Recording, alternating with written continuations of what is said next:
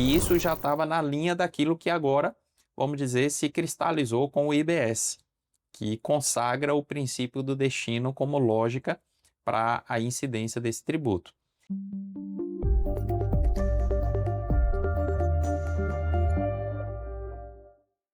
Olá, seja bem-vindo a mais um Pode Tributar, esse podcast dedicado a tratar dos assuntos de natureza tributária e destacando os principais acontecimentos do mês anterior ao da gravação. E hoje a gente está gravando para tratar daquilo que de mais importante aconteceu no mês de setembro de 2025, mas começando tratando de um tema central. E hoje o tema não é diferente daqueles que a gente vem tratando. A gente vai falar de reforma tributária, mas focando num recorte específico e um dos mais interessantes, dentre tantos que a gente tem em relação a esse tema, que é o local de incidência do IBS e da CBS.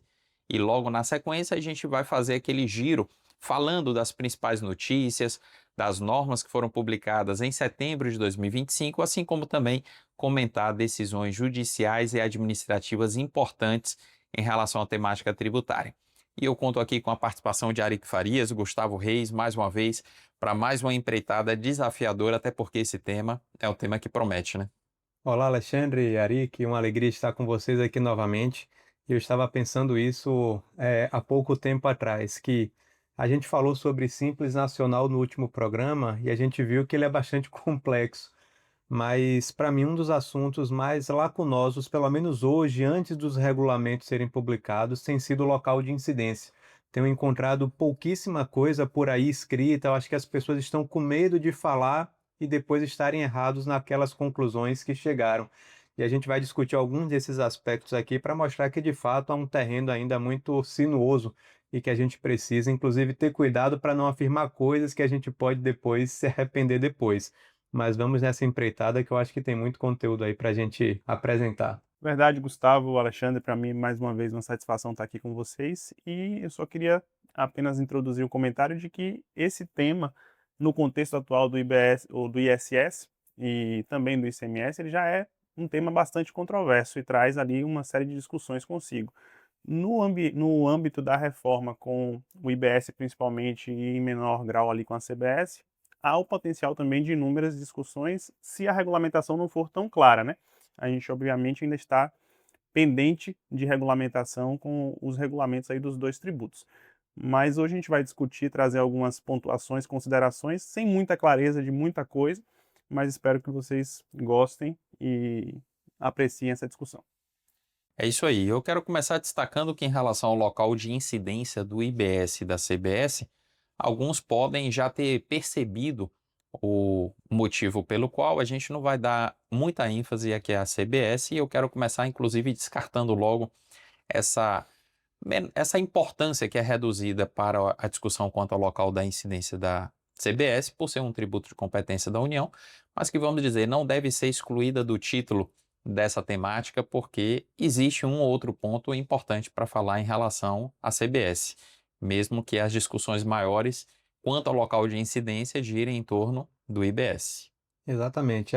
Uma das poucas discussões que eu lembro acerca da possível destinação da CBS que não vá para a União é naqueles casos da apropriação desse tributo pelos estados e municípios quando a aquisição for realizada por um órgão, autarquia ou fundação. Isso está previsto tanto na Constituição quanto na própria Lei Complementar número 214, e lá está dito, por exemplo, que quando a aquisição é feita por um órgão estadual, em tese, o IBS do município vai ser zerado e aquilo vai ser convertido em tributo para o estado, e a CBS também. Só que a CBS só a partir de 2029 e ainda assim de forma progressiva. Então, são poucos casos em que a CBS não pertencerá à União, mas o local de incidência para definir vai ser relativamente fácil, porque vai ser destinado ao ente contratante. Então, não vão ter muitas regras diferentes que poderiam fazer com que essa CBS fosse para um estado diferente ao do ente contratante ou um município diferente do ente contratante, mas não deixa de ser alguma repercussão prática do local de incidência em relação à CBS. E apenas para complementar ali, fora dessa hipótese específica das compras governamentais, a gente só tem que tecer dois comentários com relação à importação e à exportação. Na exportação, não incide CBS, assim como não incide IBS, nem aqui nem no exterior, não vai ser tributada essa operação por esses tributos. E na importação, o local de incidência também perde relevância porque o tributo é de competência da União, diferentemente do IBS ali, que tem a competência compartilhada entre estados e municípios e que compõe assim o grosso dessa discussão que a gente vai tratar aqui agora. E começando a discussão falando do IBS, que é, vamos dizer, a estrela aqui desse tema, a gente pode destacar que o IBS ele substitui ICMS e ISS. Então, antes da gente falar das regras novas, vamos só lembrar aqui para a nossa audiência que o ICMS ele incide hoje, via de regra, no estado de origem, mas parte daquilo que é incidente sobre a operação também pode ir para o estado de destino. Aí a gente tem que lembrar, quando uma empresa, por exemplo, sediada na Bahia, adquire um produto de São Paulo para poder revendê-lo aqui na Bahia, aquela tributação do ICMS na operação feita entre o fornecedor em São Paulo e o revendedor aqui na Bahia é uma operação que gera ICMS lá para o estado de São Paulo. E isso vai mudar com a lógica do IBS. Agora, do jeito que é hoje no ICMS, quando essa empresa revende, e supondo que ela revenda aqui no estado da Bahia, ela vai pagar uma alíquota aqui interna que é maior, mas vai abater aquilo que foi recolhido lá para o estado de São Paulo, de maneira que nessa segunda operação o imposto vai ser destinado ao estado da Bahia. E de alguns anos para cá surgiu a discussão decorrente muito, inclusive, do crescimento do comércio eletrônico sobre o ICMS nessas operações realizadas de forma interestadual, mas com o consumidor final não contribuinte do ICMS.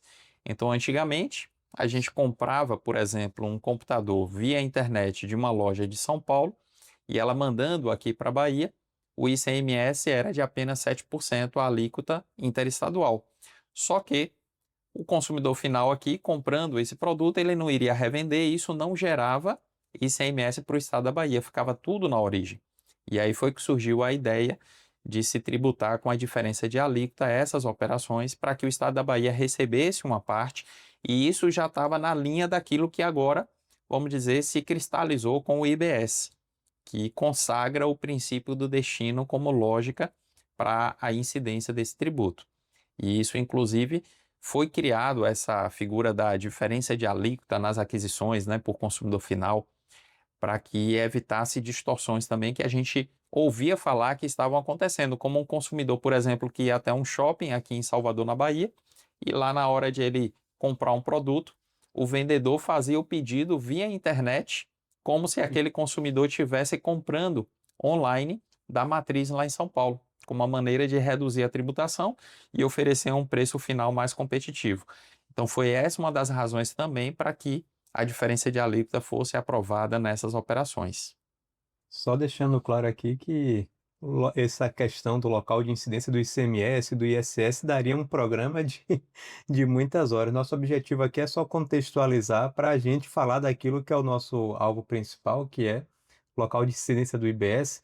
Mas, pelo menos, Alexandre, esse DIFAL aí vai acabar. É uma dor de cabeça para muita gente entender essas regras do ICMS, da mesma forma que é muito complexo entender aquilo que diz respeito ao ISS também. Eu tenho dito com alguma frequência que não necessariamente é difícil. Eu acho que é mais complexo porque a legislação não é muito bem estruturada do que difícil, porque a Lei Complementar 116 deixa claro que o ISS, em regra, é devido no município do prestador, salvo naquelas exceções previstas nos incisos do próprio artigo 3º, em que o ISS vai ser devido ou no município do tomador ou no local da execução. E muito daquilo ali vai ser vinculado ao subitem da operação. E às vezes muitas dificuldades surgem porque ou os municípios interpretam de forma equivocada o texto da lei e dispõem de forma diferente. Há municípios que dizem, por exemplo, que o ISS é sempre devido no local da prestação, e isso contraria frontalmente a Lei Complementar 116.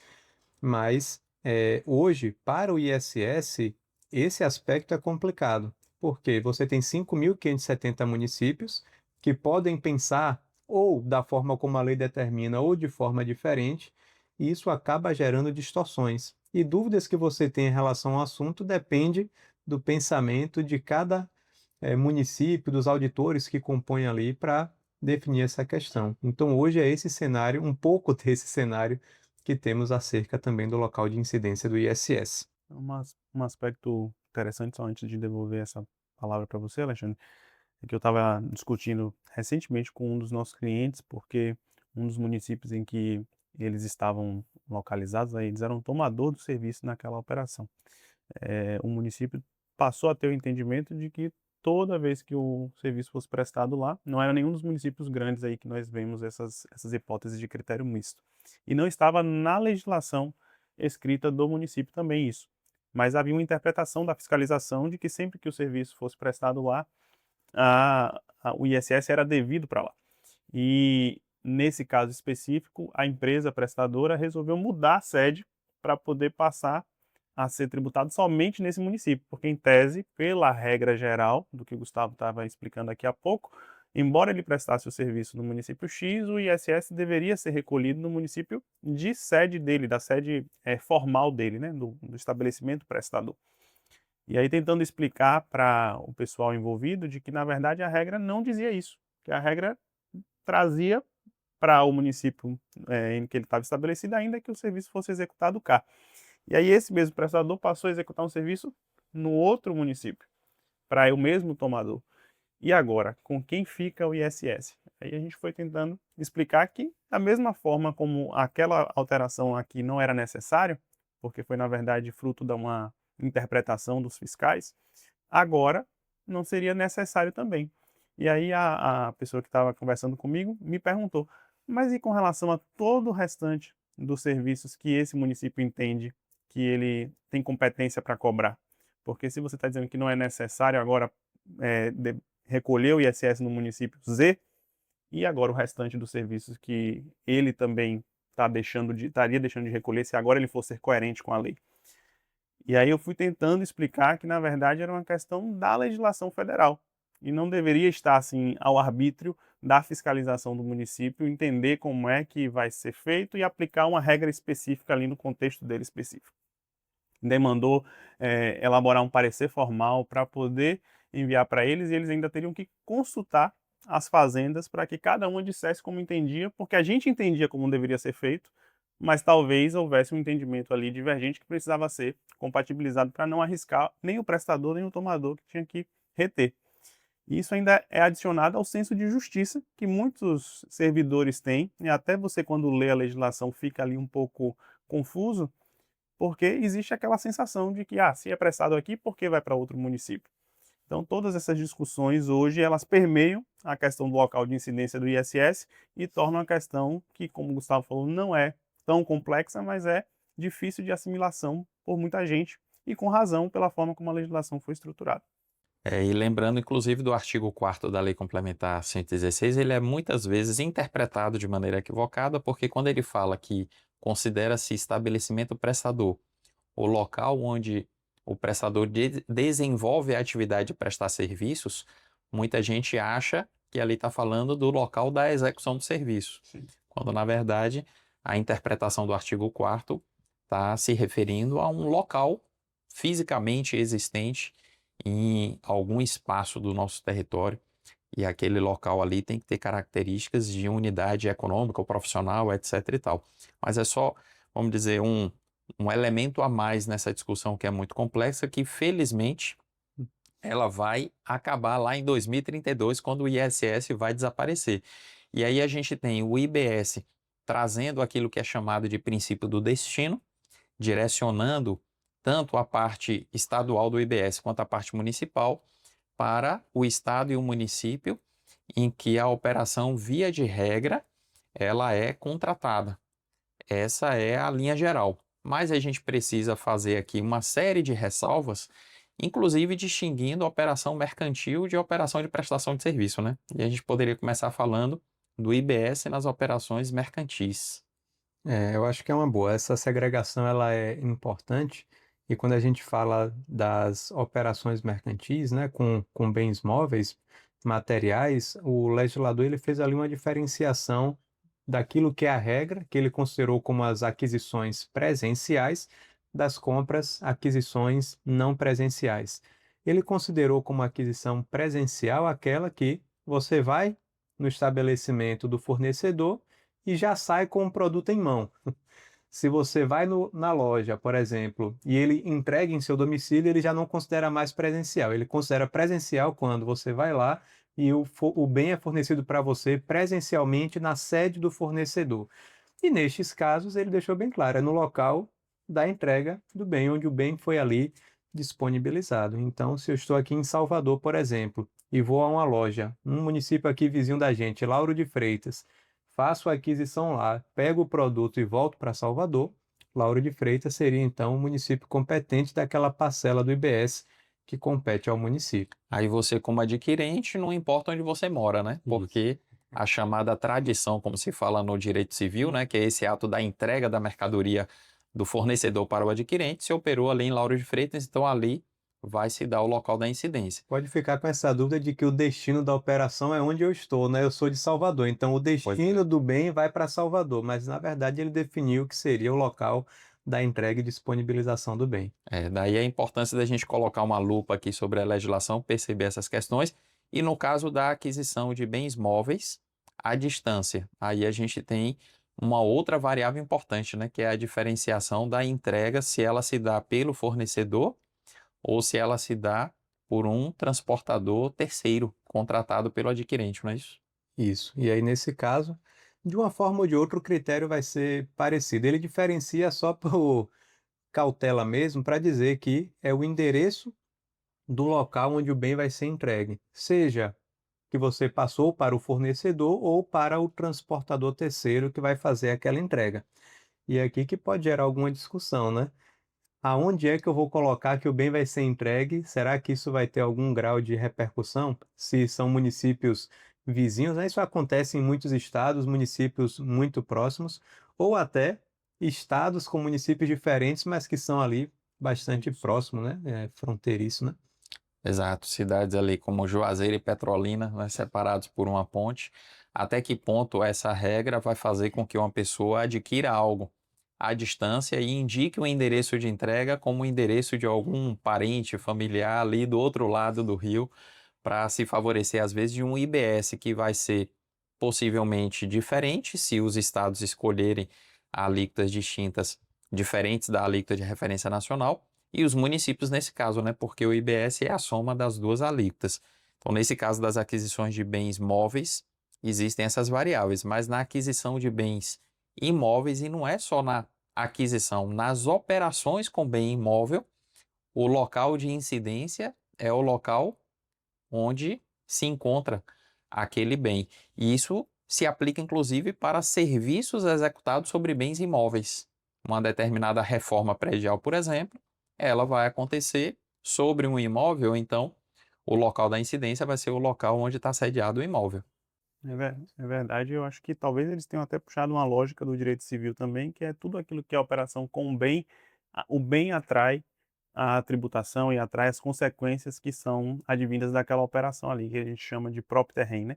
Então, tudo aquilo que for feito com o imóvel, seja aquisição, seja serviço sobre o imóvel, vai ser no local onde o imóvel está localizado. Se porventura o imóvel estiver localizado em mais de um município, não é tão comum, mas pode acontecer, não vai ter que dividir uma parte para uma parte para o outro. Previu, o legislador colocou lá que seria para o local onde tem mais, o imóvel tem uma maior parte, né? É. Então, teria que fazer essa verificação para saber qual município receberia o IBS naquela operação. Que vai ser o caso típico de imóvel rural, né? Que às vezes é uma Rural. fazenda que está um pedaço em um município, um pedaço em outro município, vai prevalecer onde está a maior parcela daquela Isso, e não unidade. importa aonde o serviço foi executado. Imagine que a reforma do imóvel aconteceu no pedaço que está no outro município, que tem a menor parte. Ainda assim, o IBS municipal seria para o município que tem a maior parte daquele imóvel. E eu aqui até pensando, não sei nem se isso vai ter resposta, mas, por exemplo, se um imóvel é de 100 metros quadrados, mas ele foi dividido meio a meio, na época que dois municípios se separaram, né? Ou então que a maior parte da área construída está num lado, mas o terreno maior está do outro. Essas discussões podem vir a surgir e a gente vai ver como é que vai ser interpretada a legislação, porque hoje é algo muito abstrato. É verdade. O detalhe que eu acho que vai dificultar essa análise é porque, em outros casos, como alguns serviços, a gente vai ter o IBS no município no local da prestação. Ah, mas em muitos casos vai se confundir, né, o município onde o imóvel está com, mas a gente sabe que nem sempre isso vai acontecer. Mas por que eu digo isso? Porque eu acho que o difícil com a legislação que a gente tem hoje vai ser identificar quais serviços são serviços relacionados a bens imóveis, porque a legislação não definiu isso Sim. de forma muito clara. A gente conversava, inclusive, hoje um pouco mais cedo sobre manutenção de elevador.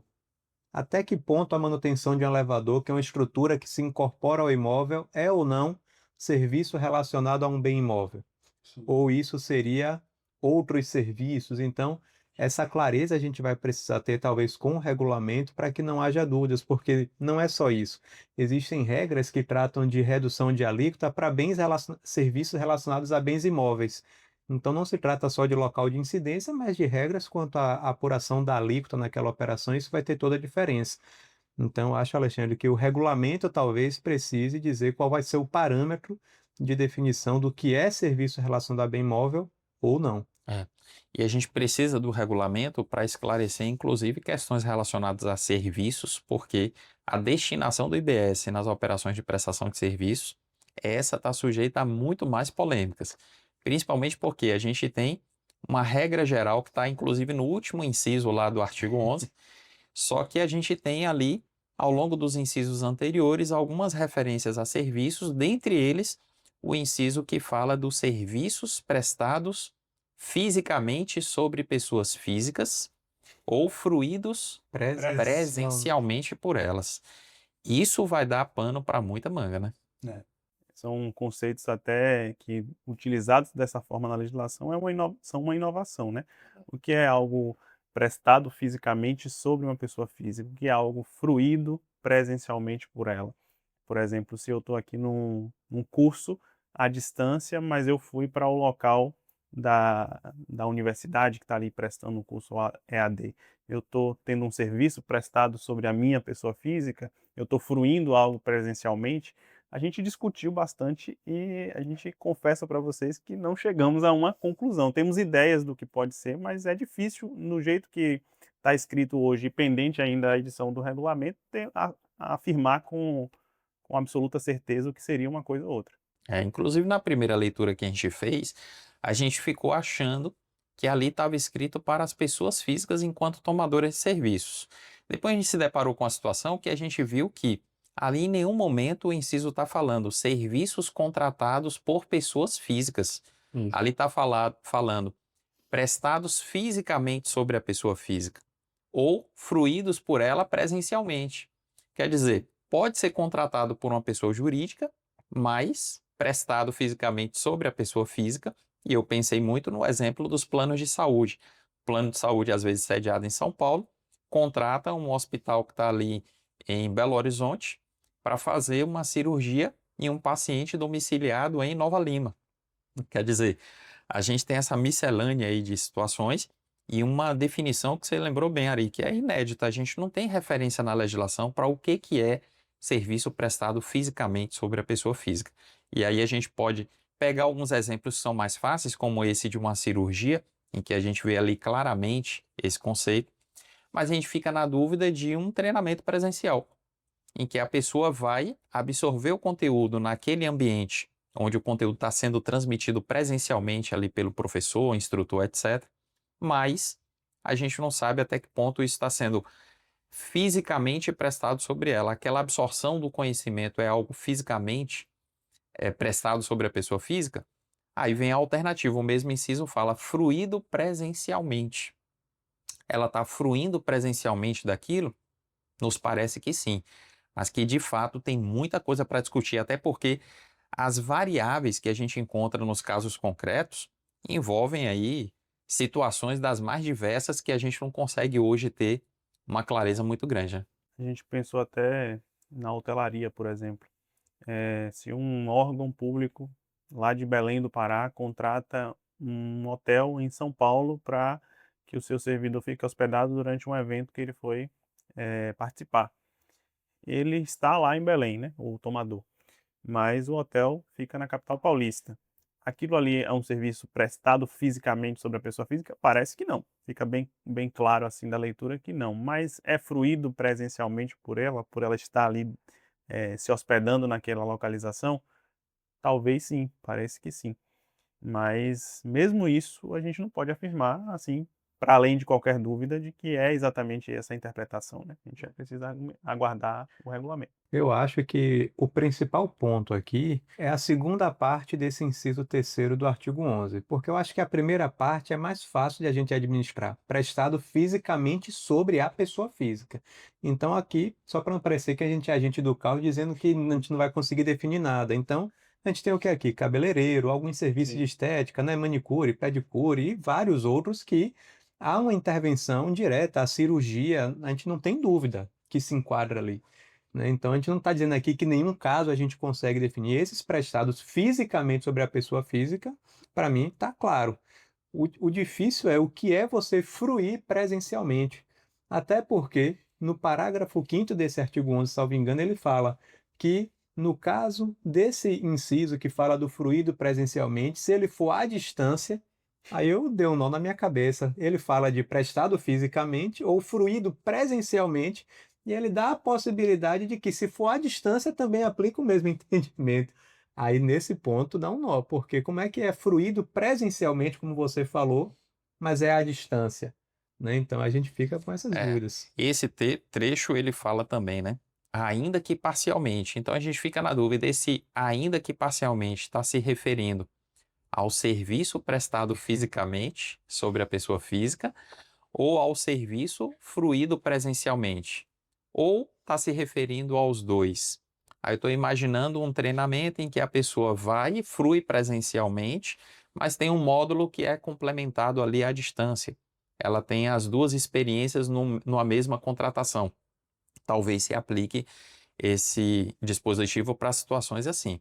Agora veja que, de uma maneira geral, a gente tem a necessidade de entender o que é principalmente a expressão fruído presencialmente, para a gente saber que fruição é essa. O serviço prestado fisicamente sobre a pessoa física, a gente pressupõe numa análise geral que envolve algum tipo de toque. Mas, quando a gente fala de fruído presencialmente, essa fruição ela é muito subjetiva, porque a gente pode ter ali a fruição sem qualquer tipo de contato físico, mas sem a clareza sobre o que é essa fruição presencial. E por que é tão importante saber isso? É porque, para esse inciso específico, o IBS vai ser devido no local da prestação, no local da execução da atividade. Mas, para essa regra geral que você disse, que é o último inciso, inclusive, do artigo que trata do local de incidência, ele vai fazer menção ao domicílio principal do adquirente, que não necessariamente será o local da execução do serviço. Se você pensa assim em um treinamento, como vocês pontuaram aqui, o treinamento ele pode ser presencial na sede do tomador. Pronto, a discussão para mim é fácil de ser resolvida, porque seja a aplicação da regra geral do domicílio principal do adquirente, seja o local da execução, eles se confundem, então a chance de erro ali é menor. Mas o problema é quando o curso é presencial, mas não acontece no domicílio principal do adquirente. É um município vizinho e ele é fruído presencialmente, se a gente for pensar dessa forma. Vai ser no local da prestação ou do domicílio principal? Por isso que entender essa expressão é tão importante, porque em muitos casos não vai alterar o local de incidência, mas em muitos casos vai. Se eu entender que eu enquadro nessa regra específica ou se eu venho para a regra geral, isso faz toda a diferença. Estou lembrando também aqui de outra ressalva, que é, inclusive, algo que implica modificação do layout da nota fiscal de serviços a que vai ser aplicada, que é de padrão nacional, que é a figura do destinatário. Verdade. E que há situações em que o destinatário, sendo de um determinado domicílio, tendo ali a sua sede em um determinado local, é aquele local que vai atrair a competência para arrecadar o IBS. E essa ressalva, inclusive, eu quero fazer retomando aquele exemplo do órgão público em Belém que contrata um hotel em São Paulo, porque a gente tem uma outra curiosidade. Se a gente considerar que o serviço está sendo fruído presencialmente em São Paulo, no hotel, então o IBS vai ser devido ali e me parece que é a lógica. Qual é a lógica? É o hotel já que o serviço dele está vinculado a um estabelecimento, que necessariamente as pessoas têm que estar ali presencialmente para usufruir, então é lógico que o IBS deve ficar ali em São Paulo, onde o hotel está desenvolvendo sua atividade. Só que nesse caso, lembrando, se é um órgão público, a gente vai ter mais adiante a retenção nas aquisições públicas. Então, o local da incidência, nesse caso, ele vai ser alterado em função da natureza do adquirente, que lá no artigo da Constituição, que fala que os órgãos públicos vão reter, se apropriar em seu favor do IBS e da CBS nas operações, então aquele imposto vai ser devido para Belém se o órgão público for estabelecido lá. Agora, se for uma empresa privada, volta essa regra que está no artigo 11, que define o local da incidência. Isso serve para a gente ver que, por mais que haja ali uma propaganda, e existe uma propaganda muito grande da simplificação da reforma, da adoção do princípio do destino como algo que vem atender a esse anseio de justiça tributária para que o tributo fique no local da operação, isso não é tão simples como se diz no discurso. A gente vê que na prática há muitas variáveis. A vantagem que até o Gustavo comentou quando a gente estava conversando sobre esse assunto é que agora essas discussões todas elas se deslocam de 5 mil entes, né, para um. Vai haver um comitê gestor e dentro do comitê vai ter instância específica para dirimir essas questões todas e essas dúvidas, inclusive com possibilidades lá de recursos internos, todo o que vai ser regulamentado ainda. Mas o contribuinte, o prestador e o tomador, que hoje figura como responsável em diversas operações, a gente ainda vai ver como é que isso vai funcionar lá no IBS e na CBS, mas o tomador também, fica muito a ver navios quando existe uma discussão dessa, porque ele retenho ou não retenho, retenho para os dois, escolho, deposito em juízo, e o prestador mais ainda. E agora? Eu vou ser bitributado, eu vou ser tributado no município, ser tributado em outro? E, pelo menos, a gente verifica que com a reforma isso tudo vai ser deslocado para um fórum só de discussões. E aí, dentro desse... Tem outras discussões que podem surgir a partir disso, até por questão de composição desse órgão, se vai ter algum tipo de favorecimento para município maior, menor, etc. Mas não cabe nem ao caso aqui. Mas pelo menos vai haver um lugar só para que todas essas questões sejam dirimidas e depois de um tempo imagino que boa parte delas estejam pacificadas. Agora, eu tenho um comentário a mais para fazer em cima disso, que aqui é uma análise crítica, opinião pessoal, certo? Eu acho que talvez nem todas essas perguntas que estamos fazendo aqui, ainda que você tenha um comitê gestor só, muitas dessas perguntas talvez não sejam feitas por falta de um interesse. Porque com a sistemática do split payment, Sim. como é que vai funcionar? Eu vou fazer o pagamento, a instituição financeira vai mandar o tributo para o comitê gestor e ele que se vire para fazer o recolhimento do IBS do estado e do município. Não vai funcionar como funciona hoje, que eu tenho que ir lá no município, por exemplo, gerar o documento de arrecadação e pagar. Município, eu entendo que é devido para você, estou te pagando aqui. E se o outro discordar, ele pode me alcançar se eu for responsável pela retenção. Eu fico pensando assim no caso do serviço de transporte. Está previsto lá que no transporte de passageiros o IBS vai ser devido no município do início do transporte. E a gente ficou pensando aqui, mas se é uma situação em que uma empresa está sediada em Salvador e os funcionários estão em Lauro de Freitas. E aí a empresa contrata o transporte para de manhã pegar esses funcionários em Lauro e trazer para Salvador e no final do dia sair de Salvador e levar para Lauro de Freitas. Onde é que aconteceu o início do transporte? De manhã, o início do transporte foi Lauro de Freitas, mas de tarde o início do transporte foi Salvador. Qual é o município competente desse IBS? Como é que isso vai funcionar? Até que ponto essa empresa que vai fazer o pagamento através de um método que o split vai fazer esse recolhimento, até que ponto ele vai ter interesse de, não, mas eu quero só satisfazer uma curiosidade, porque quem vai ter essa dificuldade operacional, na grande maioria dos casos, é o comitê gestor.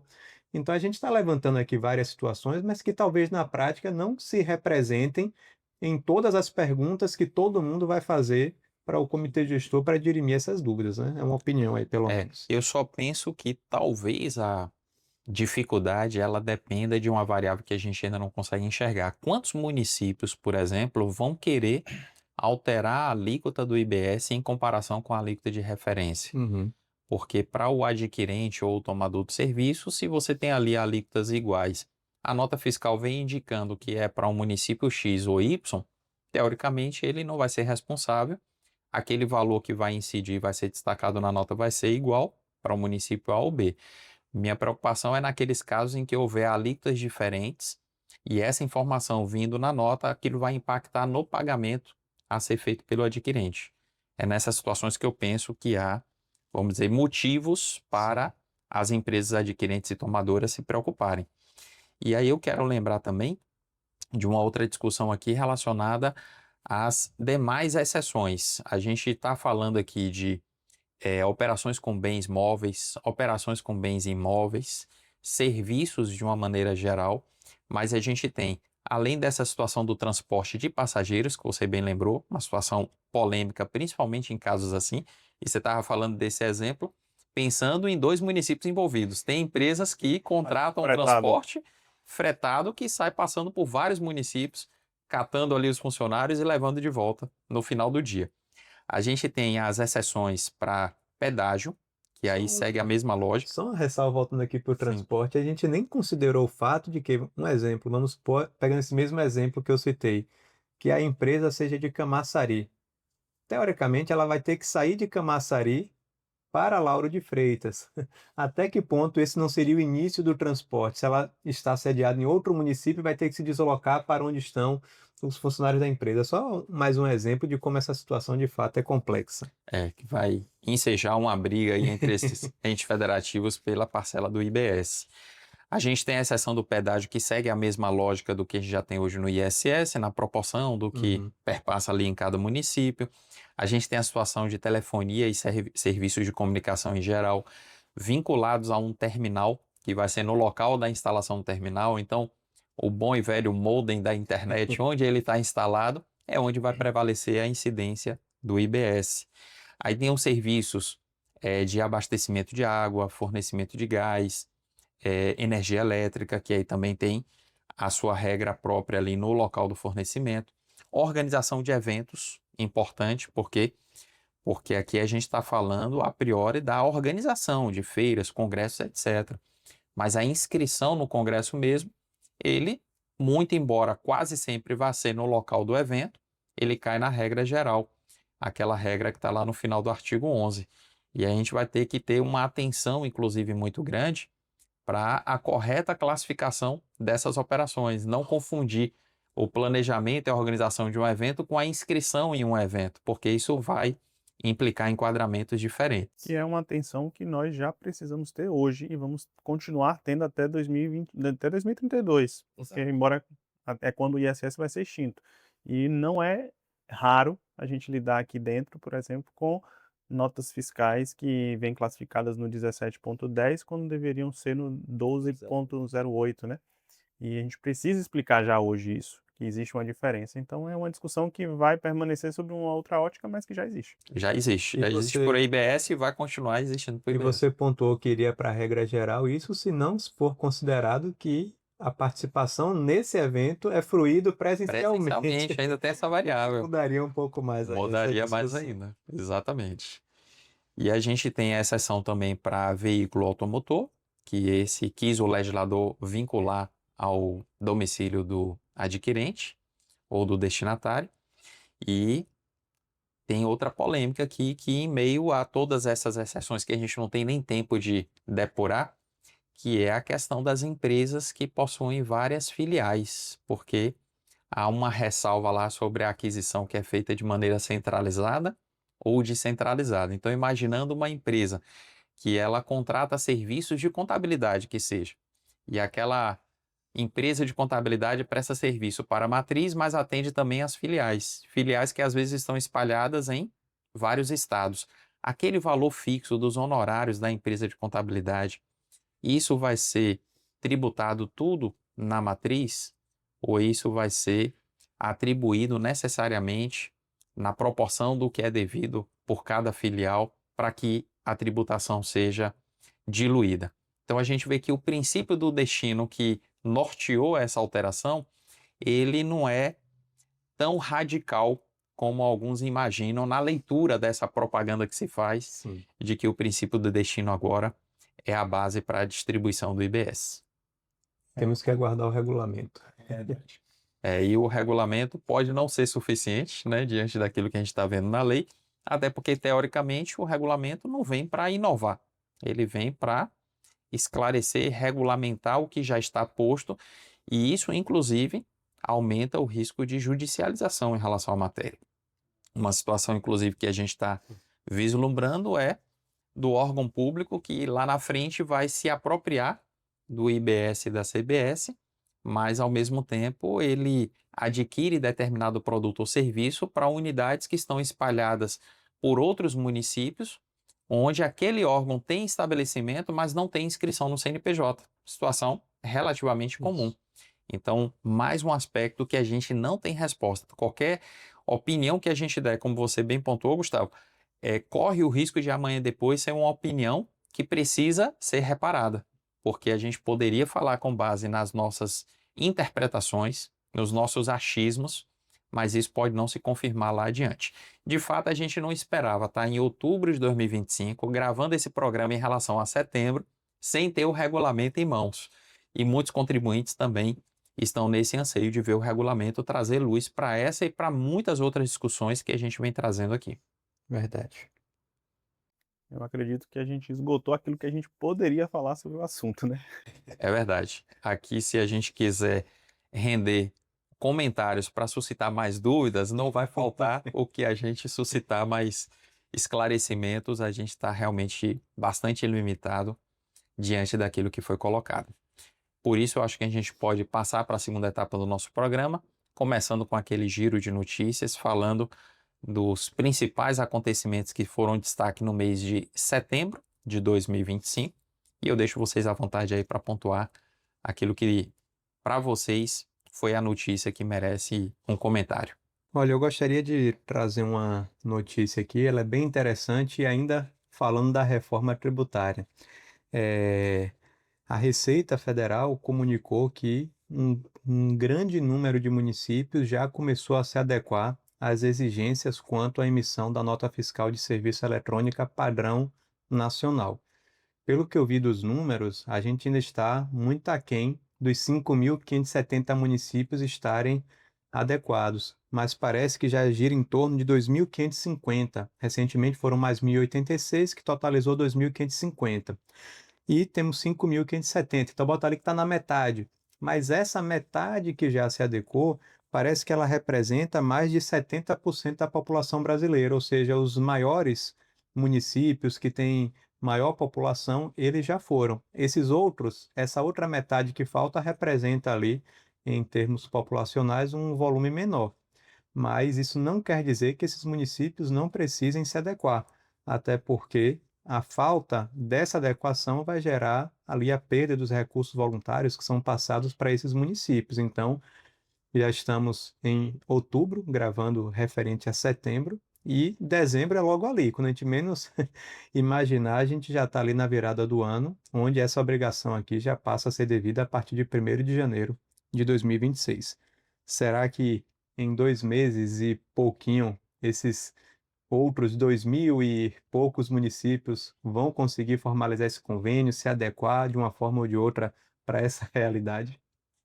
Eu acho pouco provável, até porque a maioria dos municípios, vamos dizer, inertes, é composta por municípios que têm uma pequena população, que é característico de municípios que têm ou nenhuma ou pouca estrutura na sua parte de arrecadação, às vezes uma estrutura muito precária e com servidores sem conhecimento sobre quais iniciativas devem adotar.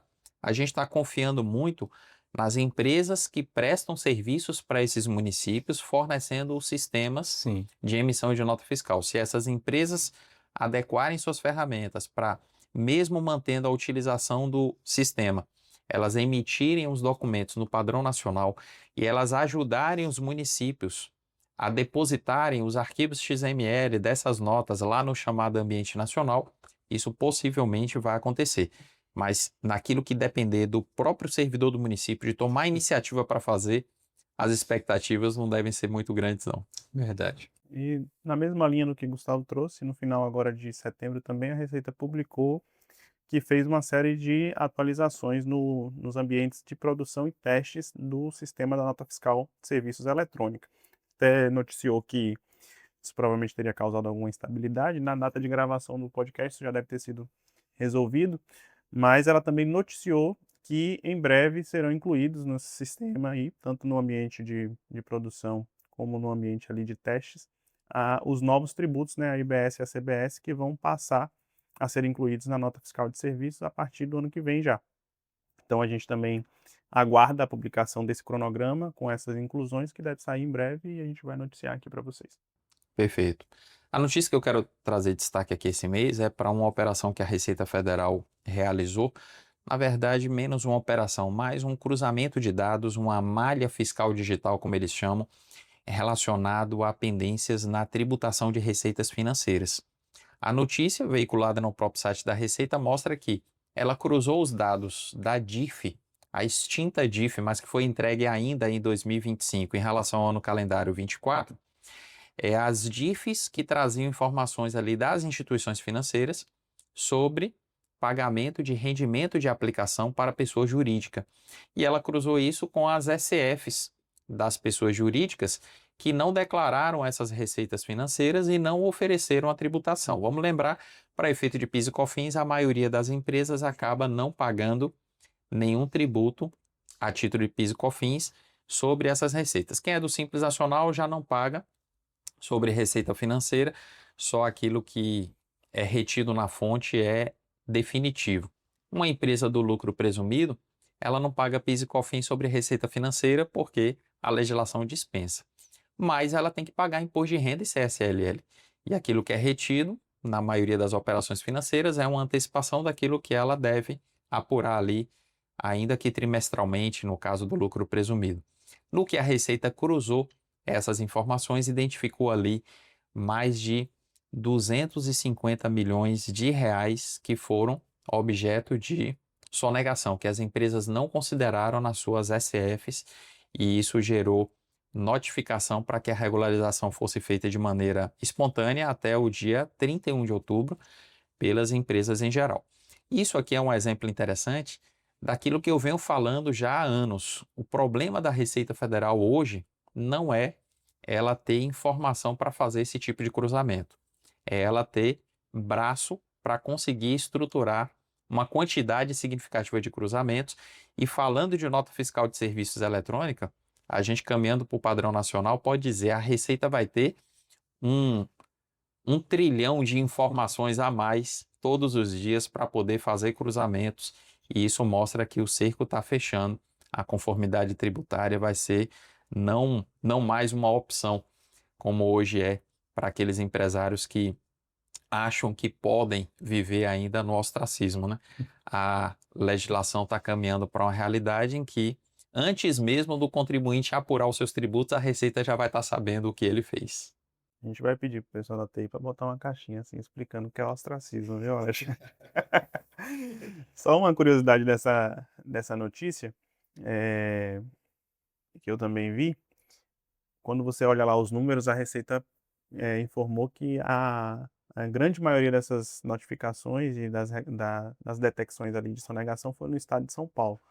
E o estado em segundo lugar foi o Rio de Janeiro, que é natural ali, são as duas maiores economias do país, né, estadualmente falando. Mas a diferença entre elas duas é muito grande, mesmo entre elas duas, é de 5 vezes do Rio para São Paulo, sendo São Paulo o mais relevante. E eu falo isso porque no ambiente da reforma, eu cheguei a ventilar isso há pouco, é natural que esse estado e também o município de São Paulo reclame para si algum nível maior de relevância nas discussões relativas, inclusive, à regulamentação, composição do comitê gestor e até nas decisões da interpretação dessas legislações que nós mencionamos aqui, porque eles têm, de fato, um peso muito grande na economia do país. E isso pode causar uma distorção daquilo que a reforma busca aliviar, que é a chamada guerra fiscal. Não estamos aqui, como o Gustavo falou, sendo pregadores do caos, mas também não podemos fechar os olhos para uma realidade que é muito óbvia. E quando você vê um número desse, você percebe a discrepância que você tem ali Rio, depois São Paulo e depois os outros estados em muito menor medida ali na relevância econômica para o país. Lembrando que é essa briga política, né, pela participação dos municípios no comitê gestor do IBS que está gerando todo esse atraso, inclusive na regulamentação da reforma. Eu penso que a gente pode ir para a seção que envolve a análise das principais normas tributárias que foram publicadas agora em setembro. E eu queria começar destacando aqui que a gente teve bastante solução de consulta da COSIT, que por ser com efeito vinculante e envolver muitas vezes temas extremamente importantes para a nossa audiência, a gente comenta como se fosse norma legal.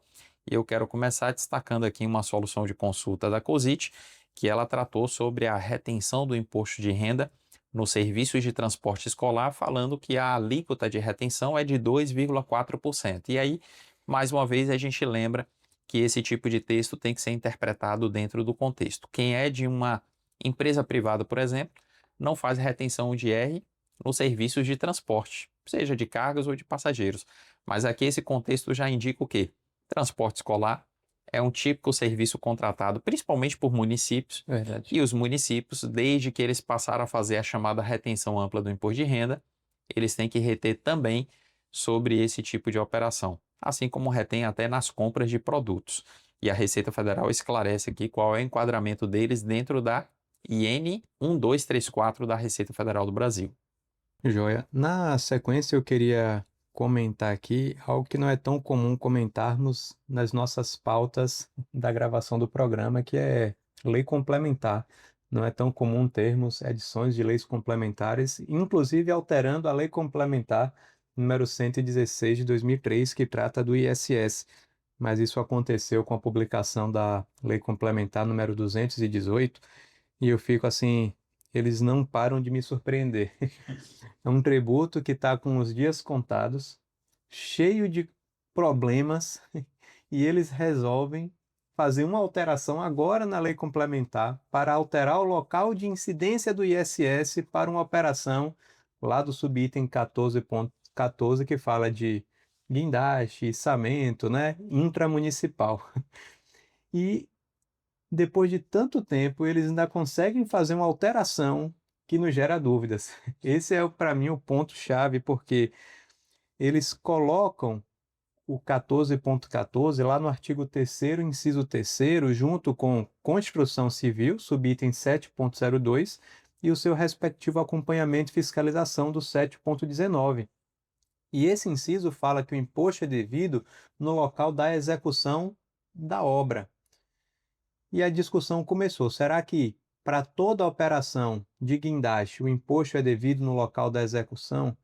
Olha, a minha opinião, eu creio que a de vocês também, é no sentido de que não.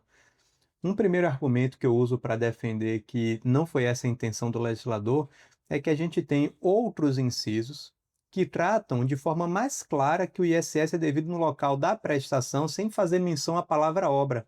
Limpeza predial, por exemplo, ou alguns outros que a gente poderia enquadrar ali também, fosse essa a intenção do legislador.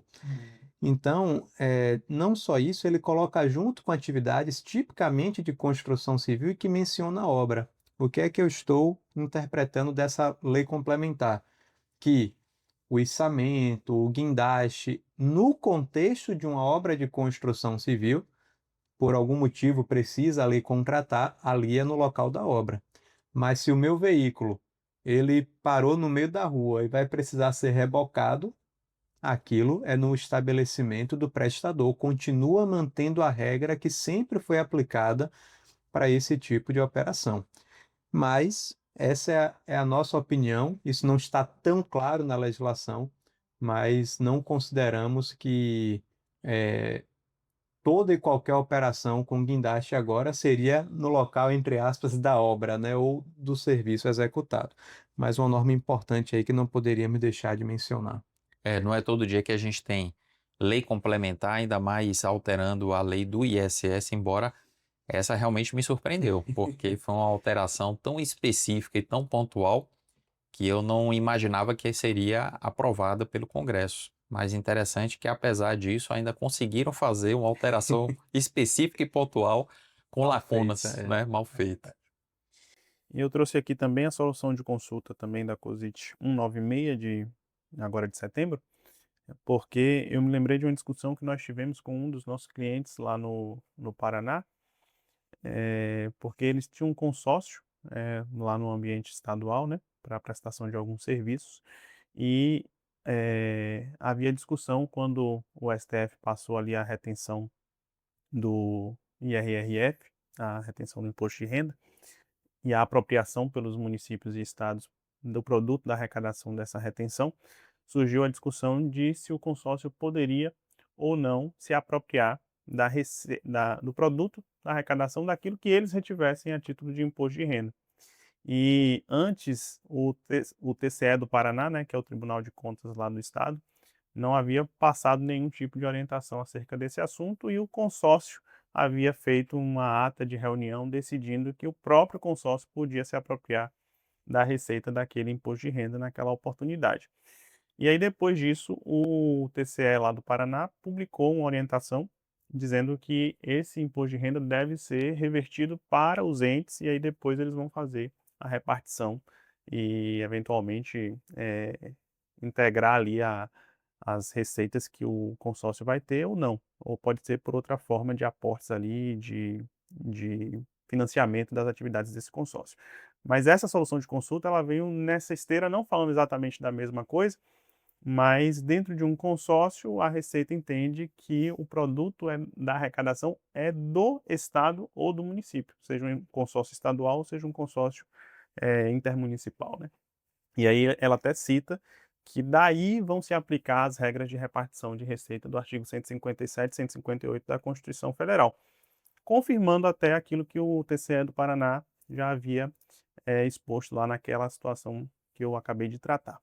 Então, ela não retira do Estado e do município a competência para arrecadar, porque, obviamente, o consórcio é um ente público, tem a figura ali de autarquia intermunicipal, quando é consórcio municipal, e o seu equivalente ali no caso estadual, mas o produto da arrecadação deve ir para o Estado ou município, e aí dali é que vai ser repartido.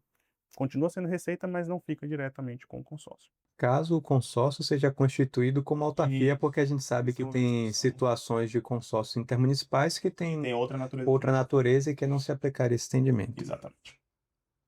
Eu quero destacar ainda duas soluções de consulta aqui que trataram de temas parecidos. Uma delas, a 158, falou da isenção tributária de sindicatos patronais. E é uma situação que eu gosto de chamar a atenção pelo fato de que a Constituição prevê a imunidade dos sindicatos de empregados.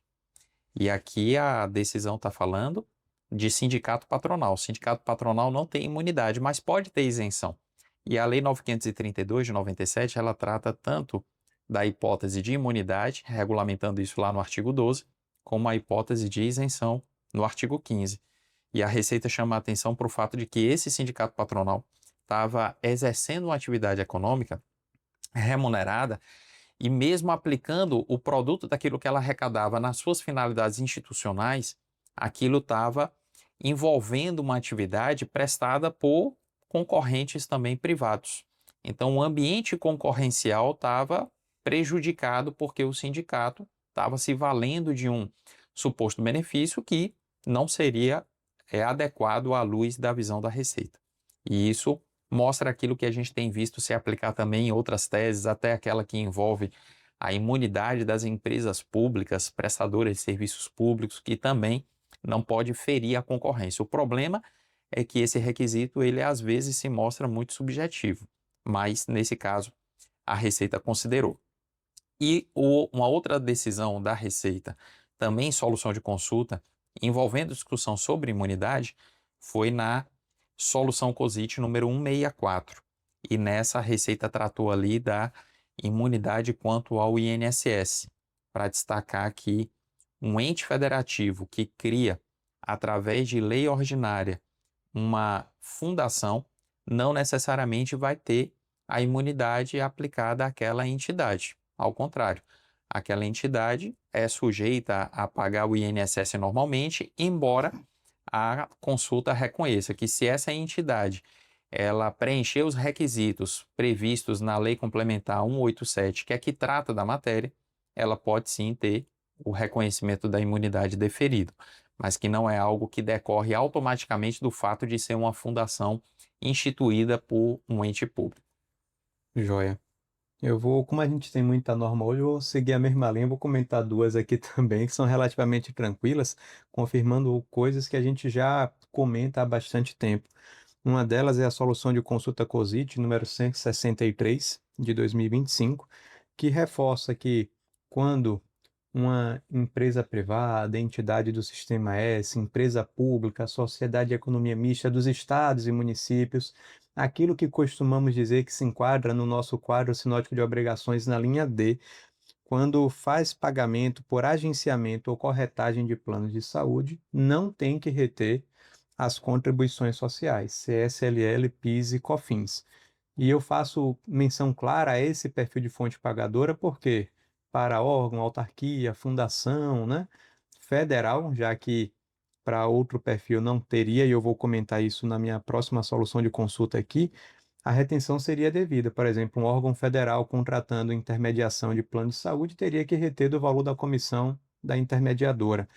Mas a Receita deixou bem claro que a mediação de negócios, a intermediação aqui não está lá no rol do artigo 30 da Lei 10.833 de 2003, nem como serviço profissional, nem como nenhuma das outras hipóteses ali elencadas, e por isso a retenção não seria devida.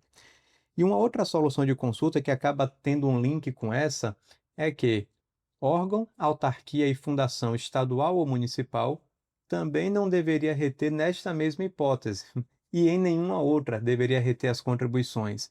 E a Receita voltou a esclarecer que esse perfil de fonte pagadora só tem que reter CSLL, PIS e COFINS se o Estado ou o município tiver convênio com a União com esta finalidade. Não havendo a celebração desse convênio, não há que se cogitar da retenção das contribuições sociais.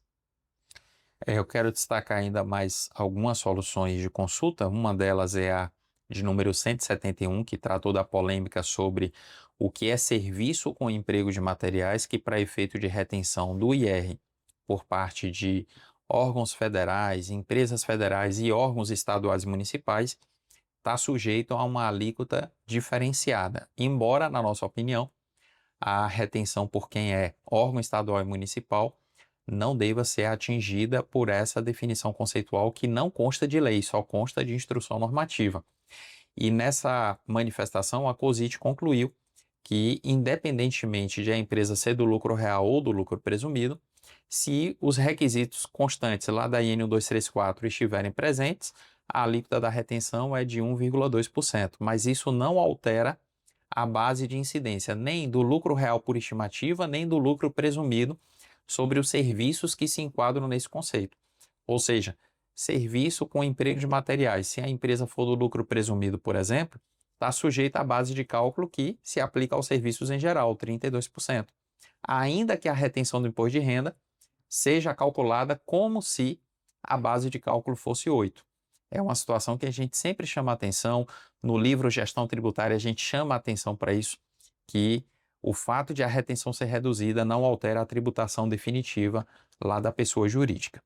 A outra solução de consulta que eu quero comentar é a de número 178, em que a Receita Federal falou sobre a não incidência do imposto de renda na fonte nos pagamentos a pessoas jurídicas domiciliadas no exterior na compra de máquinas e equipamentos. E aqui tem uma polêmica bem interessante. Se você pega o regulamento do imposto de renda, ele prevê a incidência da retenção nos pagamentos a pessoas físicas ou jurídicas domiciliadas no exterior. E lá não está escrito em nenhum dos artigos e dispositivos que não há essa incidência quando o pagamento se dá em função da aquisição de produtos. E por que eu acho isso interessante? Porque há uns anos atrás o Ministério da Saúde, interpretando a legislação, vendo essa lacuna, concluiu através de um parecer que na compra de medicamentos feitos junto a empresas sediadas no exterior, o Ministério deveria fazer a retenção porque estava pagando e na hipótese ali do imposto de renda, pagando a um domiciliado no exterior, tinha que reter esse tributo.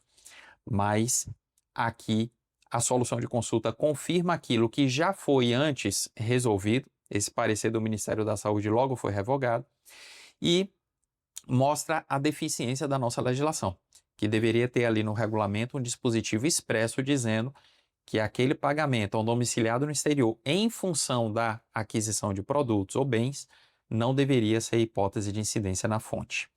E a última que eu quero comentar aqui é uma solução de consulta que trata sobre o enquadramento lá na tabela de retenção, também da IN 1234, da emulsão asfáltica, que é um derivado de petróleo e por isso lá na IN 1234 está sujeito a um enquadramento diferente, a alíquota do imposto de renda na fonte por parte de quem é órgão federal, estadual, municipal ou por parte de empresas federais, é a alíquota aplicável à aquisição de combustíveis de uma maneira geral, apenas 0,24% de imposto de renda na fonte.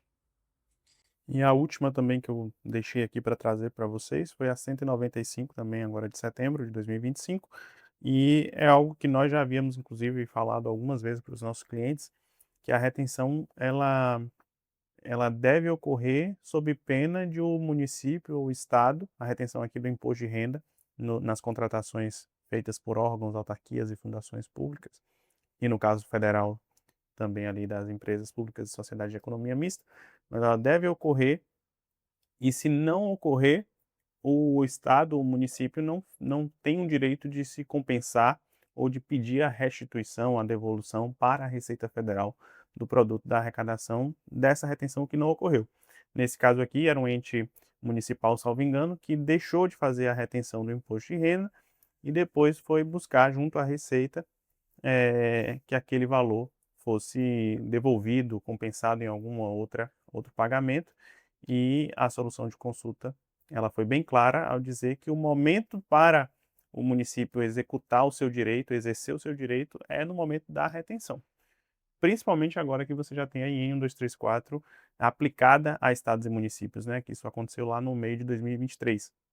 Então, se houve a perda dessa oportunidade por uma negligência ou por algum tipo de falha, não vai surgir um direito ali para poder buscar esse valor depois junto à Receita, salvo na repartição ali do bolo de receitas que está lá na Constituição. Mas aí não é aquela retenção especificamente, é daquilo que é devido para a União repassar a estados e municípios.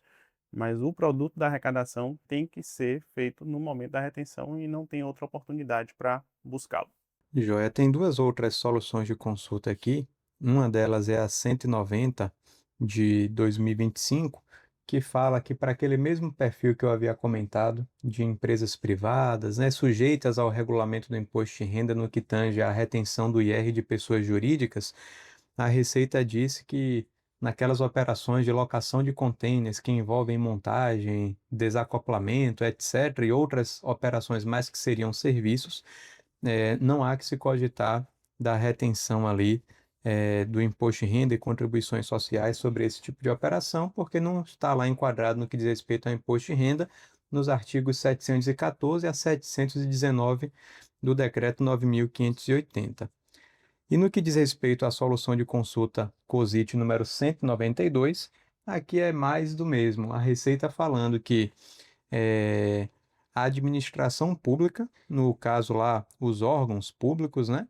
Eles precisam fazer a retenção, inclusive no pagamento a consórcio para fornecimento de vale-transporte e créditos eletrônicos. A gente já sabe que a IN 1234 de 2012, ela, via de regra, alcança todos os serviços e todos os fornecimentos de bens, salvo aquelas dispensas específicas.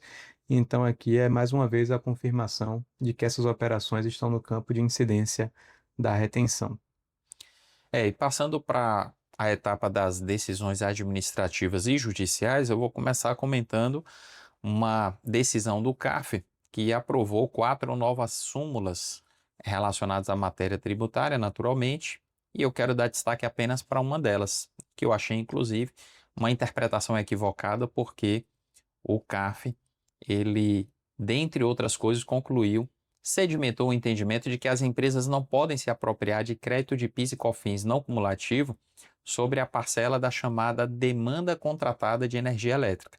A legislação é muito explícita ao falar que a empresa pode se valer de crédito de PIS e COFINS sobre os gastos com energia elétrica, mas a interpretação aqui no âmbito administrativo está sendo bem restrita, ou seja, uma indústria que contrata ali uma demanda contratada para garantir uma determinada potência, ainda que ela não venha a utilizar toda aquela potência, já há uma jurisprudência pacífica entendendo que o que não foi energia consumida efetivamente não é mercadoria, é prestação de serviço. Mas sobre essa prestação de serviço, ela não poder se valer de crédito de PIS e COFINS, me parece pouquíssimo razoável, porque ela está pagando pela potência garantida em função da atividade produtiva dela. E não se valer de crédito de PIS e COFINS sobre isso é absolutamente ilógico. Mas é algo que também, com a reforma tributária, a gente prevê que acabe com a não cumulatividade plena, que a gente já comentou aqui em outros programas. Esse tipo de discussão está com os dias contados. Também, para não sair aqui do CARF, eu separei uma decisão do CARF que foi favorável ao contribuinte e que vai aqui mais para a área privada, né? O CARF reconheceu uma liminar do Itaú, que ele tinha obtido uma decisão judicial do Banco Itaú, e nessa decisão ele havia conseguido a suspensão de parte da COFINS, tanto daquilo que já havia sido pago ali para poder depois restituir ou compensar, mas também a suspensão da exigibilidade para frente. E essa decisão, ela foi desconsiderada pela Receita Federal na apuração do tributo, e a Receita lançou COFINS a maior do que aquilo que ele era, de fato devia, de acordo com essa decisão liminar. Era uma decisão ainda precária, ou seja, poderia vir a ser revogada. E aí o Itaú entrou aí num processo administrativo contra a Receita, perdeu na primeira instância, mas a Câmara Superior ela reconheceu que essa situação específica em que existe uma decisão, ainda que liminar, prévia ao período de apuração do tributo, ela não se enquadra na previsão do artigo 170 do CTN, que veda a apropriação de créditos quando aquela matéria ainda está sendo objeto de discussão judicial. E aí o CARF reconhece que o assunto ele está sendo discutido judicialmente, e a decisão pode vir a cair, mas houve a suspensão da exigibilidade daquele tributo para frente. E isso é diferente de dizer que não houve, que porque não houve o trânsito em julgado da ação que discutia o assunto, você não pode se apropriar desse crédito. Naquela situação específica, o crédito não deveria nem ter sido constituído, porque havia uma decisão prévia que suspendia a exigibilidade. Então, dentro desse contexto, é possível sim se apropriar do crédito, já que ele não deveria nem ter sido constituído. Se a decisão cair lá na frente, aí o contribuinte precisa recolher, inclusive sem multa, salvo se ele atrasar ali parte de um prazo de 30 dias, mas vai ser somente atualizado pela Selic. Aí se houver atraso, aí você incide multa também sobre o valor. Mas eu achei bastante interessante porque fez uma distinção bem relevante de algo que não está tão claro assim no CTN. Eu quero falar também de uma decisão do STJ que nesse contexto aqui foi desfavorável ao contribuinte, porque é um contribuinte que tinha reclamado junto ao Poder Judiciário o direito de recuperar tributos que foram, digamos, objeto de um questionamento, uma dúvida que ensejou uma consulta formal à Receita Federal, e a interpretação da Receita Federal à época acabou sendo revista pelo Judiciário. E esse contribuinte queria recuperar desde aquele período em que ele recebeu a orientação, digamos, que se mostrou equivocada depois. E o STJ não admitiu que a consulta administrativa pudesse suspender o prazo para esse pedido de restituição ou de compensação. Já vivemos uma situação parecida aqui numa recuperação tributária que fizemos para um cliente, em que pairava dúvida ali sobre determinada verba, se ela seria ou não tributada, e a gente, sobre aquela parcela, não lançou mão do crédito, não ajuizou a ação, e a gente preferiu fazer a consulta formal à Receita para ver se aquilo seria possível de se recuperar ou não. A Receita Federal demorou demasiadamente para responder a essa consulta. Quando respondeu, ela não reconheceu o direito, mas se tivesse reconhecido, durante aquele período que a gente ficou aguardando a manifestação da Receita, os créditos parcialmente teriam prescrito. E isso é um absurdo por quê? Porque nesse exemplo, inclusive, que eu estou falando, a consulta que nós formalizamos ali em favor do contribuinte, nosso cliente, ela demorou cerca de 2 anos para ser respondida. E a gente não pode admitir como razoável, como justo, que a prescrição vá corroendo o crédito por uma demora injustificada da administração pública, ainda mais considerando que a lei prevê que os processos junto à Receita Federal devem ter decisão ali num prazo máximo de 360 dias, que a gente entende se aplicar também aos processos de consulta. Infelizmente, o judiciário não dá margem para que essa consulta então suspenda o prazo prescricional, o que acaba exigindo muitas vezes o quê? Judicialização. O contribuinte, para ver estancado ali o risco de prescrever o crédito dele, talvez formular a consulta para saber a interpretação do fisco e, ao mesmo tempo, ajuizar uma medida para poder interromper essa eventual sangria do seu crédito. Uma outra decisão interessante é do STF, que manteve uma norma que era adotada pelo CNJ, o Conselho Nacional de Justiça, dizendo que as execuções fiscais até R$ 10.000 deveriam ser extintas, né? Inclusive ficou definido que a competência é sim do CNJ para regulamentar o assunto. Todos os ministros, salvo o ministro Dias Toffoli, que foi contrário, todos julgaram, né, votaram a favor de manter esse entendimento. Obviamente, os municípios não gostaram, estão reclamando aí que isso tem repercutido na perda de arrecadação, principalmente do IPTU, mas esse é o entendimento agora afirmado pelo STF e essa decisão acabou levando à extinção de um número muito grande de execuções fiscais cujo valor era inferior a R$ 10.000. Lembrando que o CNJ, ele, quando editou essa medida, ele impôs também aos municípios alternativas, dizendo: olha, você precisa protestar essas dívidas, você precisa adotar outros mecanismos de cobrança extrajudicial antes de vir diretamente bater na porta da gente para que a gente possa executar aquela cobrança.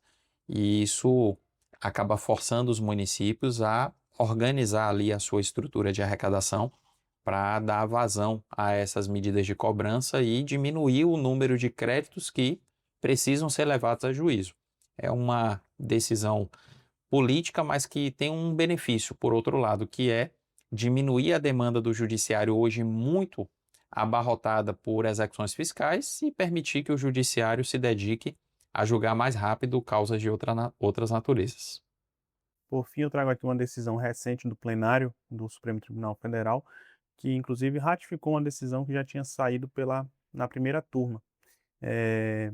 O STF estava analisando a possibilidade do ITCMD, que é aquele imposto que incide sobre herança e doação, incidir sobre sobre heranças e doações advindas do exterior. A PGE lá de São Paulo, né, defendendo os interesses da Fazenda Estadual, havia argumentado de que uma previsão antiga que havia na legislação de que poderia ser uma lei complementar estadual ou federal que viesse a regulamentar essa questão foi ressuscitada por uma previsão que consta na emenda constitucional da reforma tributária, a 132 de 2023.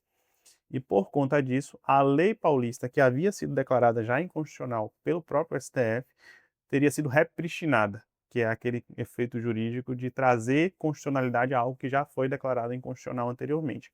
E por isso, seria possível que o Estado de São Paulo cobrasse um ITCMD sobre uma doação feita em Londres, lá no Reino Unido.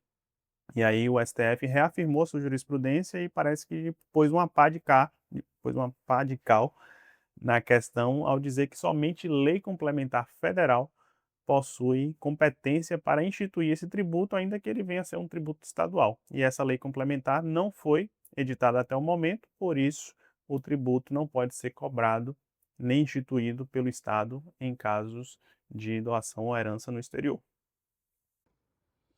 Excelente, eu acho que essas eram as principais decisões que tínhamos para comentar no programa de hoje. E temos aqui algumas perguntas, né, que chegaram para a gente responder. Sempre reservamos esse espaço no final para responder essas dúvidas. Vou deixar vocês à vontade para verem quais querem responder, quais cabem no nosso tempo também. Mas eu queria começar respondendo uma pergunta que é relativamente simples, de Lidiane, que ela se refere a casos de empresas que ganham licitação para realizar intermediação. E ela cita aqui de diárias de hospedagem, serviços para protocolar em eventos, pagamento de taxa, bombeiros, saneamento, etc. E ela pergunta como será emitido o documento fiscal, se em nome da contratante ou em nome da intermediadora. E esse assunto é interessante até porque a própria Lei Complementar número 214 de 25, que trata da reforma, falou desse assunto trazendo uma clareza para algo que a gente encontrava mais em soluções de consulta da Receita Federal do Brasil. E aqui, Lidiane, se você quiser olhar depois a solução de consulta COSIT número 251 de 2017, a Receita ali, ao tratar de uma questão específica relacionada a eventos, organização de eventos, ela disse o seguinte, olha, se a empresa atuar apenas intermediando, ela não contrata nada nem ninguém em seu próprio nome. Ou seja, ela contrata como se fosse o contratante, em nome do contratante. Eu costumo dizer que é como se você desse a ela uma procuração para ela assinar aquilo e facilitar a sua relação com os terceiros. Então, por conta disso, a nota de todos os contratados por intermédio daquela empresa devem ser emitidas contra o contratante. Se a gente parar para pensar, por exemplo, um gerenciamento de frota para aquisição de combustível, Arik, se eu permitir que o posto emita nota contra o intermediador, então o intermediador virou um revendedor de combustível, porque ele vai comprar o combustível do posto e depois vai revender para o contratante. Isso não seria nem compatível com o conceito da intermediação. Então, para todos esses casos aqui, as notas seriam todas emitidas contra o contratante, seja o da comissão pela intermediação, seja dos terceiros que prestaram serviço ou forneceram bens ao contratante.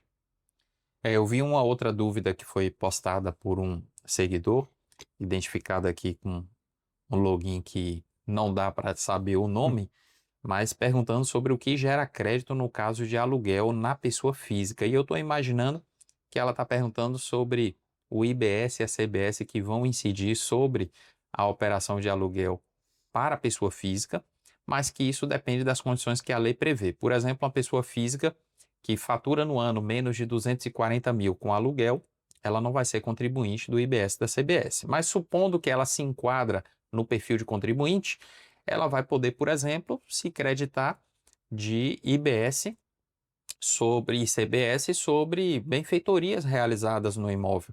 Esse é um típico caso de despesa que vai gerar crédito de IBS e CBS que ela vai poder utilizar. Mas, de uma maneira geral, não existe muita hipótese de geração de crédito para uma pessoa física que aluga um imóvel. E essa é uma das razões também para que a alíquota do IBS da CBS fosse reduzida, coisa que a gente vai comentar em um outro programa quando a gente tratar dos regimes específicos e diferenciados.